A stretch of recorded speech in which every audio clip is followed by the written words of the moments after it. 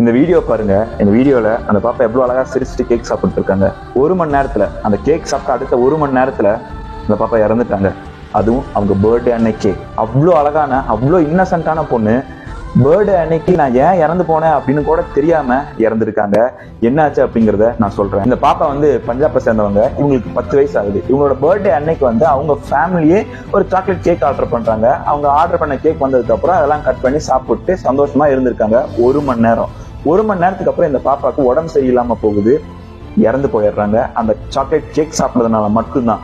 அந்த சாக்லேட் கேக்ல high level of synthetic sugar add பண்ணிருக்காங்க அப்படிங்கறத வந்து ரிப்போர்ட்ல கண்டுபிடிச்சிருக்காங்க. ஹை லெவல் ஆஃப் சிந்தட்டிக் சுகர்னால மட்டும்தான் அந்த பாப்பா இறந்து போயிட்டாங்க. வேற எந்த தப்பும் அந்த பாப்பா பண்ண கிடையாது. அந்த கேக் சாப்பிட்டது மட்டும்தான் தப்பு. அதை வாங்கி கொடுத்ததும் அவங்களோட ஃபேமிலி மெம்பர்ஸ், அப்பா அம்மா தான். அப்போ அவங்க கையாலேயே அவங்க குழந்தைய கொண்டுட்டாங்க. இங்க நிறைய பேர் பண்ற தப்பு இதுதான். லிட்டரலா நிறைய பேர் பண்ற தப்பு இதுதான். பர்த்டேனா கேக் வெட்டணும். அந்த கேக்கை எப்படி மேனுஃபேக்சர் பண்றான்னு தெரியுங்களா?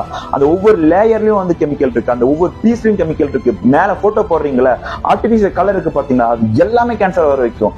அந்த கேக்கே ஒரு பாய்சன் தான். அந்த பாய்சனை தான் நீங்க பர்த்டே அன்னைக்கு உங்க குழந்தைகளுக்கு கொடுக்குறீங்க.